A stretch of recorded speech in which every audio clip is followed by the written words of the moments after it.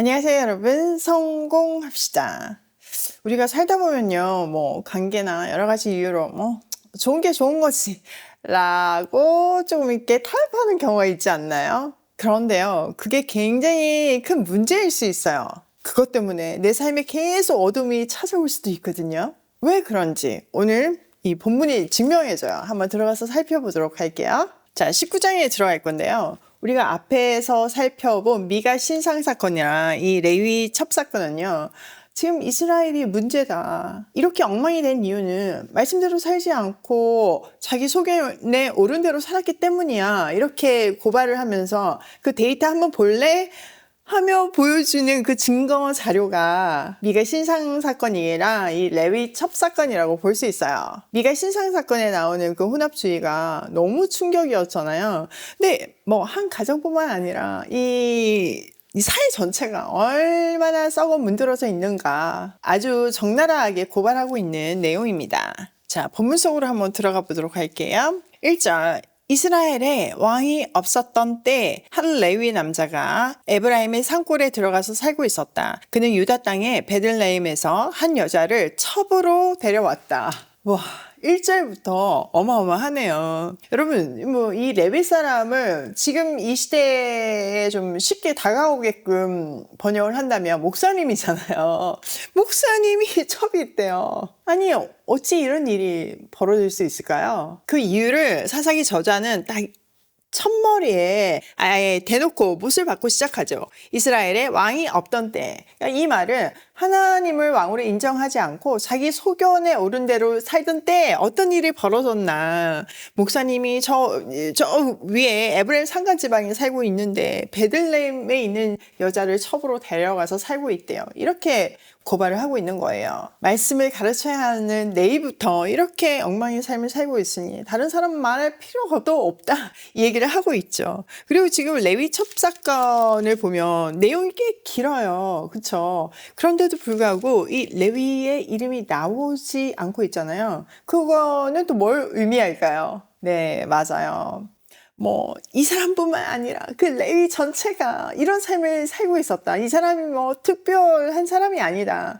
특별한 사건이면 세상에 이런 일이 있었다. 이 레위 진짜 이상하다. 이렇게 해야 되잖아요. 그런데 이름을 밝히지 않은 거는 그냥 레위들이 이런 삶을 살고 있었다. 이런 사람이 허다했다. 이렇게 그 시대를 고발하고 있는 거죠. 자, 이어서 볼게요. 그러나 무슨 일로 화가 난 그 여자는 그를 떠나 유다 땅의 베들레헴에 있는 자기 친정집으로 돌아가서 넉 달 동안이나 머물러 있었다. 그래서 그 남편은 그 여자의 마음을 달래서 데려오려고 자기의 종과 함께 나귀 2마리를 끌어내어 길을 떠났다. 그 여자가 그를 자기 아버지의 집으로 데리고 들어가자 그 젊은 여자의 아버지가 그를 보고 기쁘게 맞이하였다.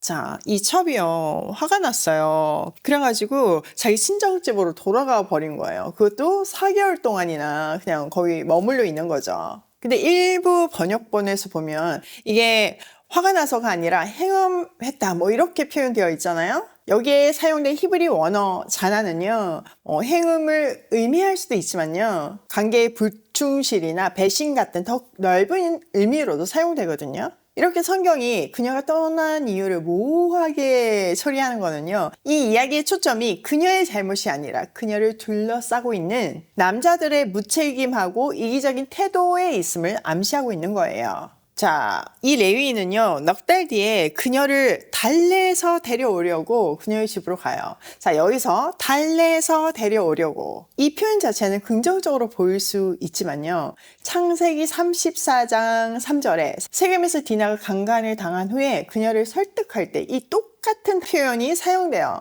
그러니까 이거는 굉장히 불길한 전조이죠. 이것은요, 레위인이 그 첩을 데리고 오려는 동기가 순수한 화해나 사랑이 아니라 자기 소유물을 되찾으려는 이기적인 목적이 더 가깝다는 것을 암시하고 있어요. 이처럼 레위인은요, 단순한 한 개인의 실패가 아니라 이스라엘 영적 리더십 전체의 실패를 보여주는 축소판이죠.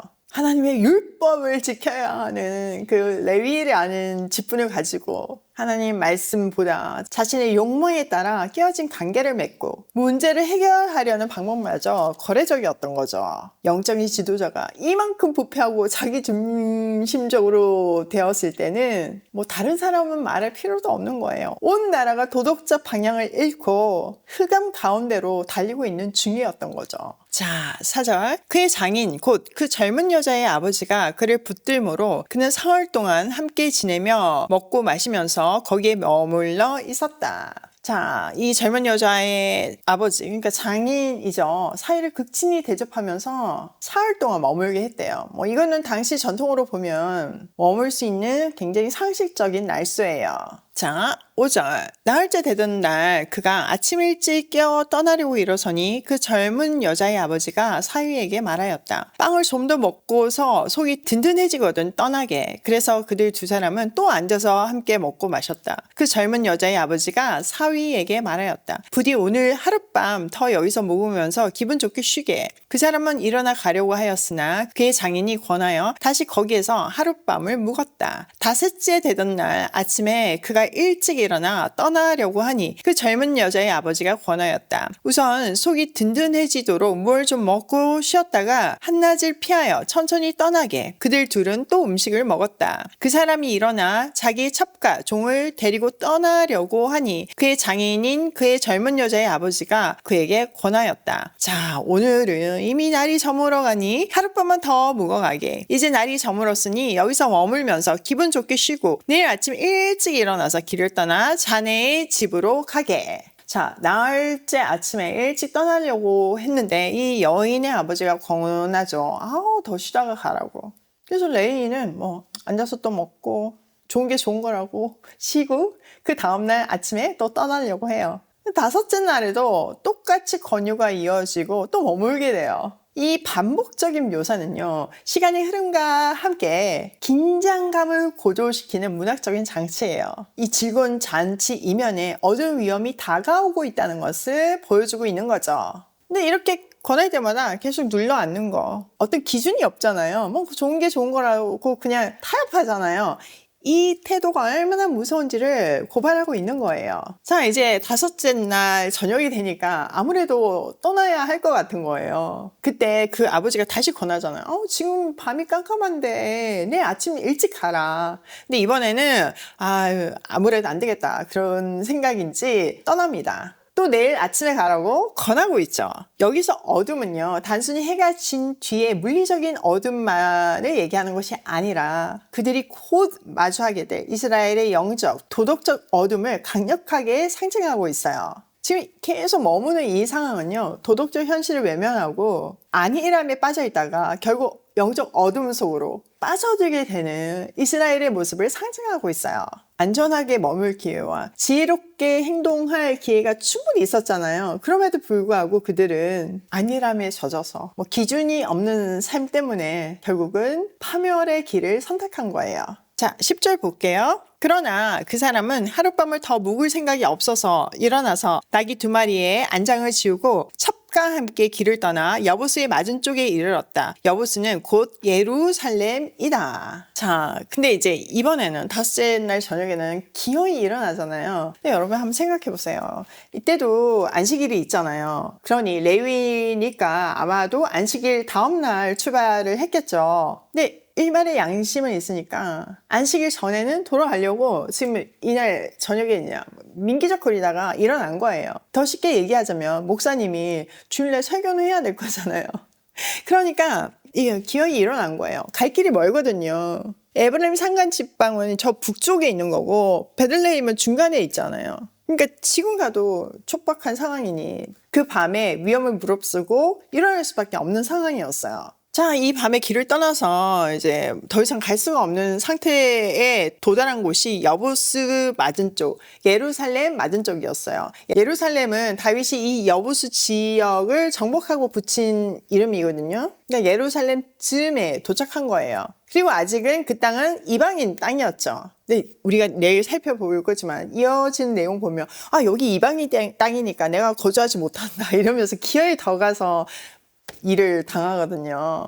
그냥 너무 아이러니한 거예요. 말씀을 아주 모르는 것도 아니고 말씀을 적용하기는 해요. 그런데 자기 소견에 오른 대로 정말 부분적으로만 적용을 하니까 이거는 뭐 적용 안 하는 거나 똑같은 거죠. 목사님도 이 정도였으니 그 시대는 말 다 했다. 이것을 사사기 저자가 고발하고 있는 거예요. 자, 그 다음 이야기 궁금하시죠? 내일 이 시간에 이어갈게요. 자, 오늘 내용을 우리 삶에 한번 적용을 해보면 첫 번째, 내 개인의 타협이 공동체 전체를 무너뜨린다. 자, 이 비극으로 인해서 뭐 이스라엘 전체에 전쟁이 일어날 뻔했잖아요. 뭐 외부 적과의 전쟁이 아니라 내부 형제 자매끼리 싸우는 그런 엄청난 일이 벌어질 뻔했잖아요. 근데 그 발단이 뭐예요? 네, 이 레위 가정에서 시작되었어요. 그러니까 한 가정에 한 개인의 타협된 삶이요, 그 가정 안에만 머무는 것이 아니에요. 그것이 시작이 되어서 사회 문제가 될 수 있다는 거 꼭 기억하셔야 돼요.